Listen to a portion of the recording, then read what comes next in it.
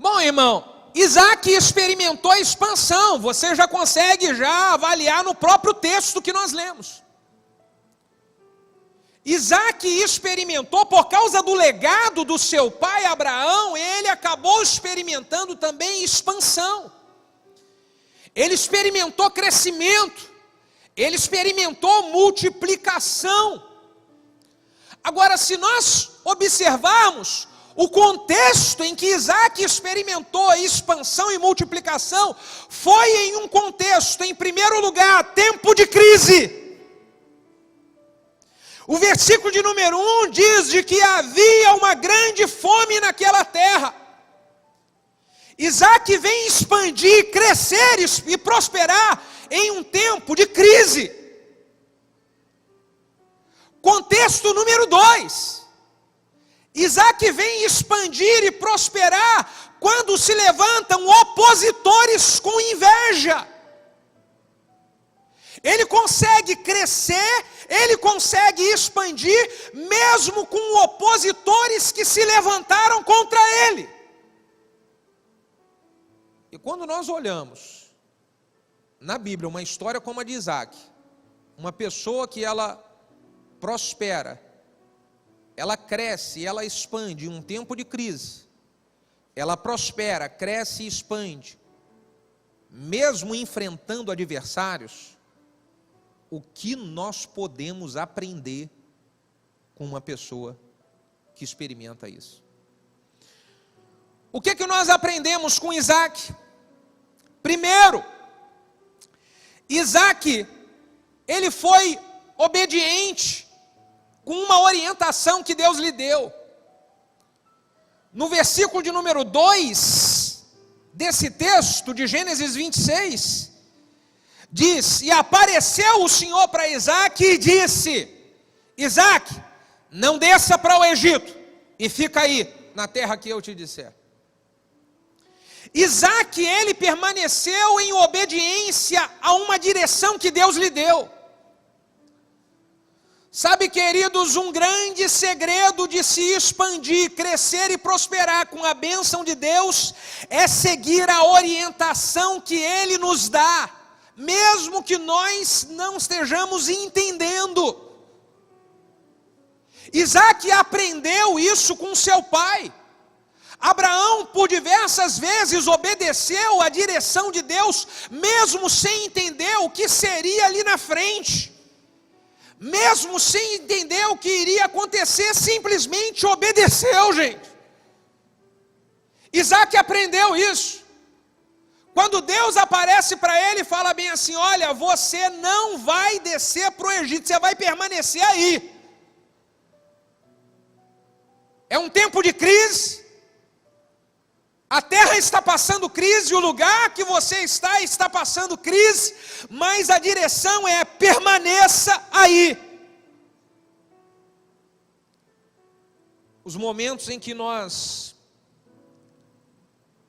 mais somos provados em nossa obediência a Deus, irmão, é nos momentos de crise.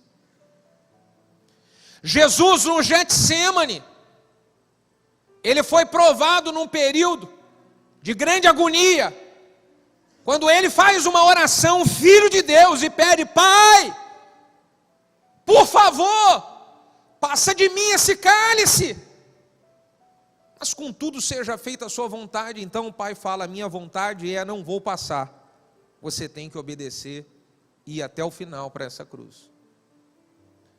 Então Jesus obedece a direção. A direção que Deus deu para Isaac aqui foi: não desça para o Egito. Descer para o Egito significa voltar a situações que você antigamente era escravo delas. Não desça ao Egito fala de voltar para situações do passado onde o inimigo te escravizava. Voltar ao Egito significa voltar a práticas que antigamente essas práticas te afastavam de Deus. Essas práticas poderiam trazer algum tipo de alívio momentâneo, mas mantinha você escravo. Então Deus está falando para Isaac, está falando conosco aqui nessa manhã: não volte a fazer o que você fazia lá atrás. Não volte pelo mesmo caminho, mesmo que você esteja em um tempo de crise. Não volte àquelas práticas. Então nós precisamos, mesmo sem entender, obedecer a direção de Deus e não descer para o Egito. Não voltar para lá. A segunda coisa que eu aprendo com Isaac é que Isaac, ele expandiu, prosperou em um tempo de crise e de oposição, porque ele seguiu a segunda direção do Senhor, de permanecer semeando naquela mesma terra. O versículo 12 que nós lemos aqui nesse texto diz: então Isaac semeou naquela mesma terra. Sabe, irmão, a semeadura, toda semeadura é uma atitude, é alguma coisa que eu faço.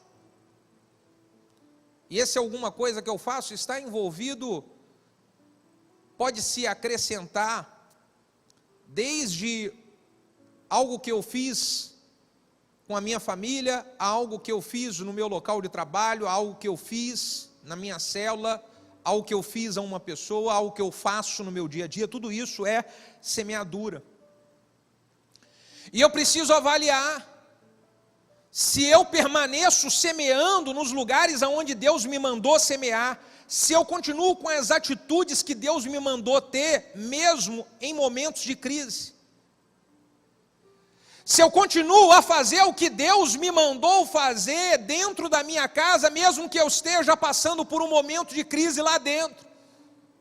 Mesmo que eu esteja passando por um momento difícil no meu casamento, se eu continuo semeando lá. Foi o que Isaac fez. Semeie nessa mesma terra. Mesmo que você esteja passando por um momento de crise no seu trabalho, nessa porta que Deus abriu, nesse lugar onde Deus te colocou, mesmo que você esteja passando por um tempo de crise, continue semeando, continue a fazer o que Deus te chamou para fazer, continue a ser quem você era no início. Semear naquela mesma terra é mesmo que eu esteja passando por um momento de crise, por um tempo de crise na minha célula, um tempo de crise na igreja, eu vou continuar a fazer o que Deus me chamou para fazer, a semear do jeito que Deus me chamou para semear e a ser quem Deus me chamou para ser.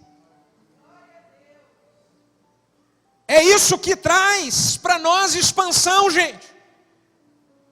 É nós não mudarmos por causa de momentos de crise. Jamais tome uma decisão que ela irá afetar o seu futuro por um momento de crise. Crise é um momento que faz parte da história da vida de qualquer indivíduo. Quer dizer que por causa de um momento de crise no seu casamento, você acaba com o seu casamento, e você afeta o futuro dos seus filhos, e você afeta e prejudica o seu futuro, e você afeta e prejudica seu relacionamento com Deus por um momento de crise.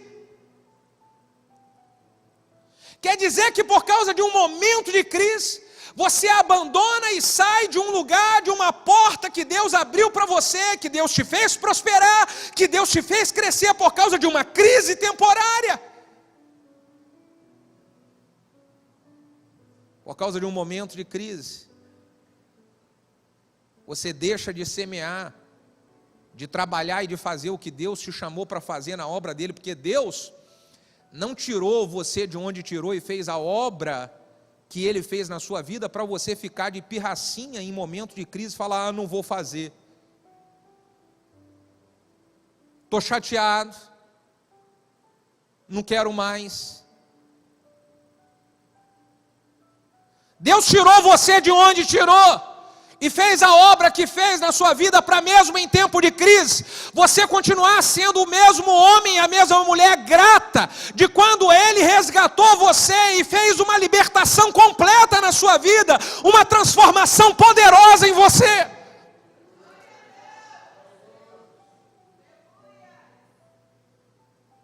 Então eu aprendo com Isaac. Eu preciso continuar a semear, mesmo em momentos de crise. Jamais saia de um lugar onde Deus te colocou por causa de uma crise temporária. Nunca faça isso, porque você afeta e prejudica o seu futuro inteiro. Por causa de um momento. Um momento pode prejudicar o seu futuro. Deus falou para Isaac: semeie nessa mesma terra. Terceiro ensinamento. Nós aprendemos a expandir com Isaac. Porque Isaac não parava de fazer o que Deus o mandou fazer por causa da inveja das pessoas. Quando você olha no versículo de número 14, aqui desse texto diz: Isaac tinha possessão de ovelhas, possessão de vacas e muita gente de serviço, de maneira que os filisteus o invejavam. Isaac, por causa das suas atitudes de obediência a Deus, de permanecer semeando no lugar onde Deus o plantou, onde Deus o mandou semear, ele começa a expandir, ele começa a crescer, e aí ele começa então a atrair inveja dos filisteus. Só que quando ele atrai a inveja dos filisteus, ele, ao invés de ficar com medo da inveja, fala assim: opa, deixa eu parar. Ele não parou por causa da inveja das pessoas. Quantas vezes eu vi pessoas chamadas por Deus começarem a experimentar expansão, começarem a experimentar crescimento na vida profissional, financeira, no ministério, e quando se levantaram invejosos, a pessoa se abalou e parou. Parou a caminhada por causa dos invejosos. Deixou de fazer o que Deus o chamou para fazer por causa dos invejosos. Isaac, ele não parou.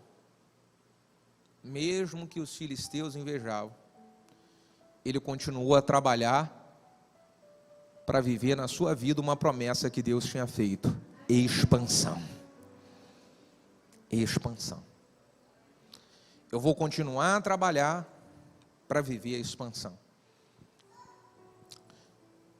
Irmão, toda vez que você começar a expandir, o diabo vai levantar pessoas invejosas para que elas parem a expansão que Deus está fazendo sobre a sua vida. E você precisa discernir isso. Você precisa ficar atento para poder não cair nas armadilhas e a sua fé não morrer por causa das palavras e das falas lançadas pelos invejosos. Porque uma fala e uma palavra de um invejoso no tempo em que você está semeando na terra que Deus mandou semear, pode matar você, matar a sua fé. A Bíblia conta lá no livro do Gênesis, logo no início, do Caim, que matou o seu irmão Abel. Caim matou o seu irmão Abel por quê, irmão? Porque ele ficou com inveja da oferta que Abel entregou para Deus. Ele não conseguiu entregar uma oferta da mesma maneira como Abel entregou. E ele ficou ardendo inveja. E porque ele ficou ardendo inveja, eu mato meu irmão. Nunca mais ele vai semear nada para Deus.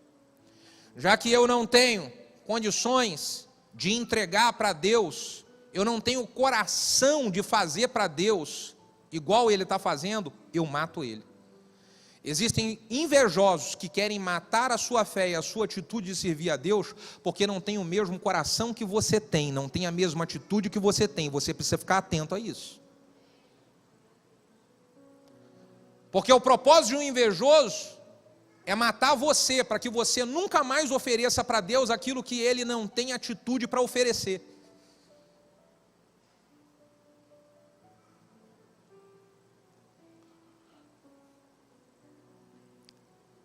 Dá uma incomodada no vizinho e fala bem assim: jamais pare por causa dos invejosos.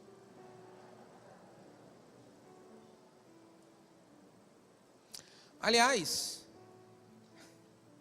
é interessante quando nós olhamos aqui esse texto dizendo de que o rei dos filisteus ficou com inveja de Isaac, pelo que Isaac estava crescendo. Eu preciso decidir se eu vou ser aquele que fico com inveja ou se eu vou ser aquele que cresço e prospero tanto de que eu acabo gerando inveja nas pessoas. Quem você vai ser?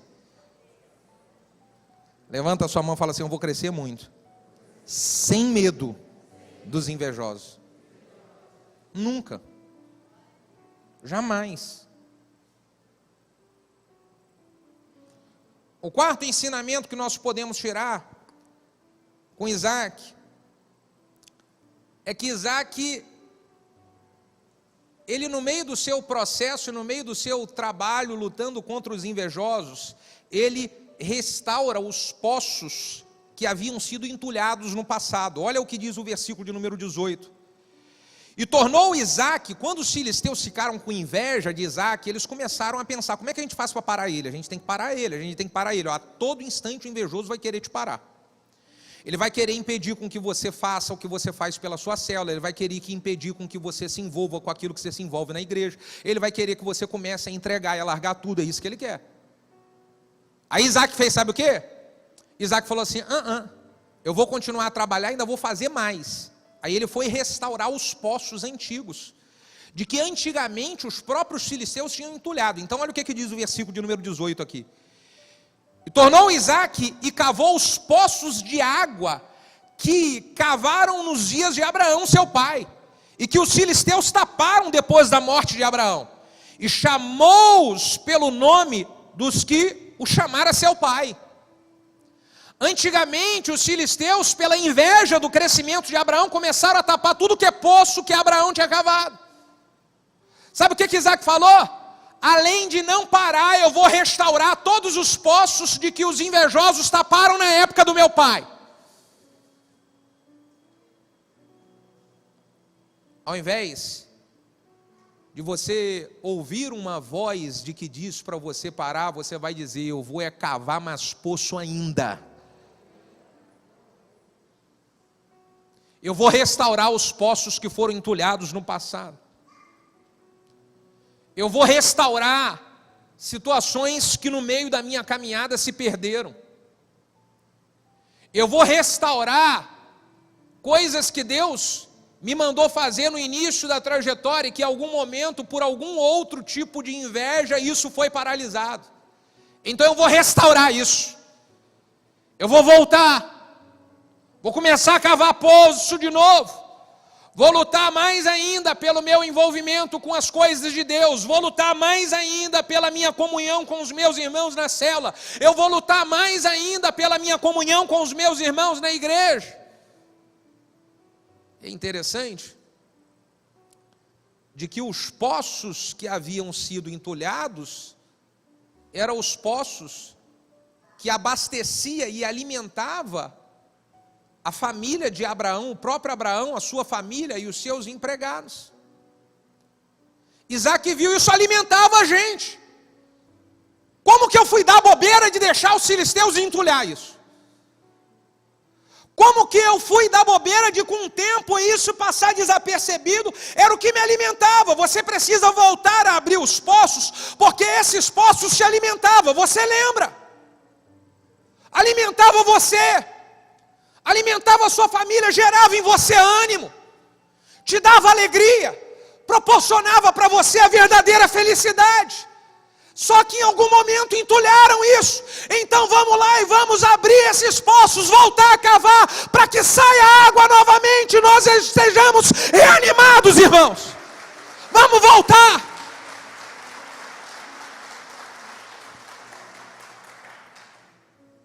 Ao invés de você fazer o que o inimigo quer que você faça, que é parar, diga: eu vou recomeçar.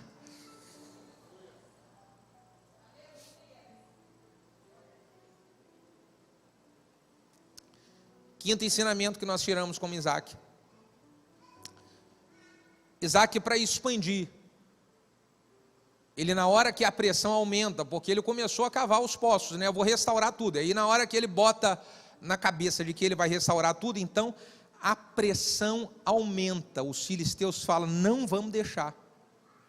Aí Isaac se mostra aqui, no momento da pressão, uma pessoa totalmente resiliente. Vamos olhar aqui o que aconteceu, versículo 19, 21. Na hora que ele decidiu, eu vou voltar, vou abrir, vou voltar a me envolver, vou voltar a fazer o que eu fazia. Aí olha o que aconteceu. Versículo 19. Cavaram, pois, os servos de Isaac naquele vale e chegaram ali a um poço de águas vivas. Uau, encontraram.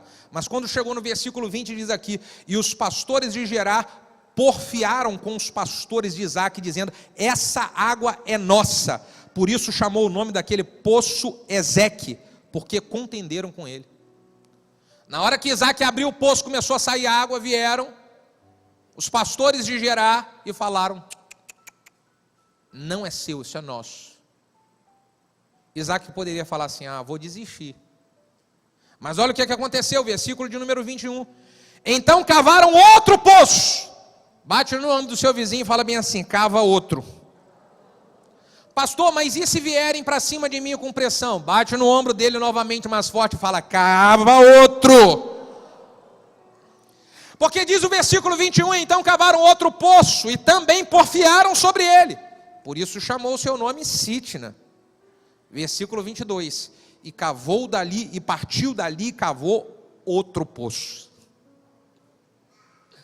Ô irmão, Isaac se mostra totalmente resiliente quando a pressão aumenta.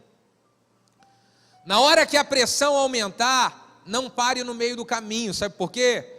O que significa a pressão aumentando é de que está vindo a expansão de Deus muito mais breve do que você imagina. Então não pare no meio do caminho.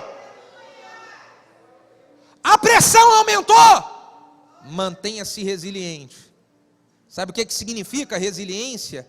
Você envergar, você dobrar e não quebrar. É igual uma vara de bambu que você estica ela assim, e ela não quebra, mas a hora que você solta, sai de baixo, porque vem pressão de Deus. Vem pressão de Deus, você entende? Vem pressão de Deus. O segredo é não parar no meio do caminho. Esse é o segredo, irmão. Não ceda de maneira nenhuma a pressão que o inimigo está tentando gerar para você largar. Vamos seguir o conselho do apóstolo Paulo em 1 Coríntios 15, 58. Eu uso esse versículo para a minha vida. Meus irmãos, sejam firmes e constantes, sempre abundantes na obra do Senhor, sabendo que o vosso trabalho não é em vão no Senhor. Então eu sou firme, eu sou constante, eu sou abundante. Sabe o que significa ser abundante? Quanto mais aumenta a pressão, mais eu me envolvo. Quanto mais o inimigo quer que eu pare, mais eu vou avançar. Quanto mais ele quer que eu desiste, mais eu digo, eu vou até o final.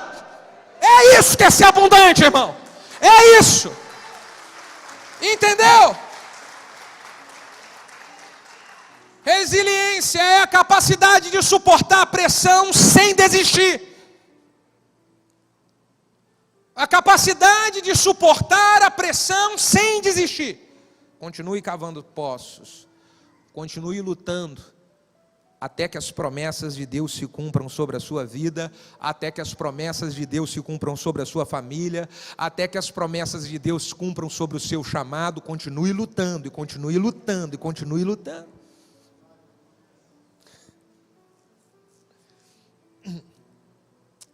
Eu contei para vocês na semana passada que eu estava pedalando e realizei o sonho de voar igual o Super-Homem, né? Aí mesmo assim, eu continuo, mesmo estava doendo tudo, eu falei assim, cara, mas eu gosto tanto desse negócio, eu vou ir. Aí parece agora que tudo quanto eu não sei o que acontece, você que gosta de passarinho, aonde eu ando agora, eu vejo o cara de bicicleta carregando 2, 3 passarinhos. Por que os caras que gostam de passarinho andam de bicicleta, gostam de andar, carregar tudo na bicicleta? Não sei, quero entender. Agora eu estou antena ligada, já vejo isso toda hora. Mas deixa eu falar, nesse momento da minha pedalada, existem 3 situações na pedalada. Existe aquele momento que você está numa pista que é normal, então, reta, você vai normal. Existem momentos que no meio da pedalada você tem uma subida que vai ali para a Barra de Maricá, nossa, aquilo é uma maravilha. Mas é pressão, irmão. É pressão, a subida, e você tem que se esforçar demais. Esse é o segundo momento de uma pedalada, quando você decide que você vai pegar uma subida boa e você encara a pressão. E você vai, você esforça e bota a marcha mais leve, você vai, fala, não vou sair de cima dela para empurrar na mão, não vou passar essa vergonha, eu vou pedalar e pedalar. Depois que você passa a pressão, na hora que você chega lá em cima, aí é a hora do refrigério e do desfrute. Você desce com aquela brisa pegando no seu rosto, e aquela coisa maravilhosa, você fala, que coisa boa. É a hora do desfrute, e você vai, posso te falar? Só experimenta a alegria do desfrute quem aguenta a pressão da subida violenta.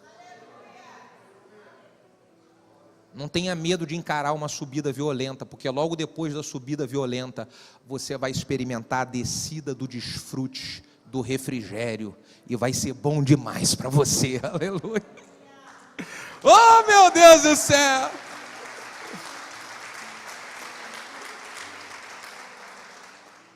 Aí olha o que acontece aqui no versículo de número 21. No versículo de número 22, e partiu dali e cavou outro poço. E quando ele cavou outro poço, não porfiaram sobre ele. Pela persistência falaram, não dá mais para lutar contra esse cara. Por isso ele chamou o seu nome de Reobote. E ele disse, porque agora nos alargou o Senhor e nós crescemos nessa terra. Diga aleluia, aleluia, aleluia. Não porfiaram mais, não chegaram mais. Por quê? Porque chegou o momento em que Deus falou, agora é a hora do Reobote. O Reobote significa expansão, significa alargar, significa estender. E eu quero que você bate no ombro do seu vizinho e fala bem assim, seu Reobote está chegando, irmão. Fala, Reobote está chegando para a sua vida, irmão. Aleluia. Está chegando. Agora, para que eu possa experimentar esse Reobote, eu tenho que usar toda a pressão que o inimigo está gerando em meu favor, para que o Reobote ele venha com vontade. Você está me entendendo? Depende a expansão que nós vamos experimentar, de qual a vontade que nós, a disposição que nós colocamos no momento da pressão. Eu vou usar a pressão em meu favor. Você está passando por um momento muito difícil, um momento de pressão, use isso em seu favor, para você expandir com mais força ainda. A hora que vier, vai vir com vontade, irmão.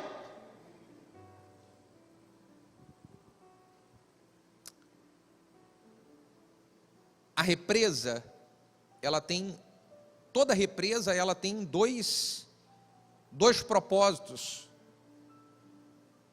Ou alimentar e abastecer milhões de pessoas com água, ou produzir e gerar energia elétrica para milhões de pessoas de uma cidade ou de várias cidades. E o segredo da represa para alimentar e abastecer as pessoas com água ou com energia é a pressão que a represa ela gera. Tudo que você está sofrendo, tudo que você está passando, um momento de crise, um momento de aperto, um momento de oposição, um momento de se levantar caluniadores, de se levantar invejosos contra você, você precisa fazer disso uma represa. E é uma represa que logo, logo, as comportas dela irá se abrir. E quando ela se abrir, a pressão com que vai descer, vai gerar alimento para muita gente, vai abastecer energia a muita gente, vai ser um canal de bênção para muitas pessoas, porque eu vou usar a pressão em meu favor.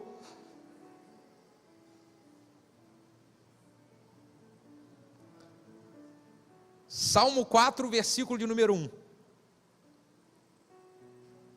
O salmista diz: ouve-me quando eu clamo, ó Deus da minha justiça. Na angústia me destes largueza. Na angústia me destes largueza. Tenha misericórdia de mim e escute a minha oração.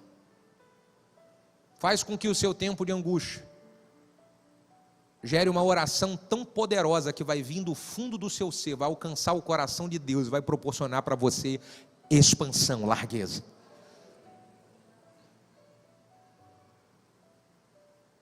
Salmo 30, versículo de número 5. Porque a sua ira dura só no momento, no seu favor está a vida. O choro, ele pode durar uma noite, mas a alegria, ela vem pela manhã. O Rehobote está chegando, o tempo da tristeza está acabando, e o tempo da alegria está prestes a se manifestar sobre a sua vida, sobre a sua casa, e sobre o seu sonho, em nome de Jesus. Dê um aplauso e glorifique a Deus, irmão, aleluia!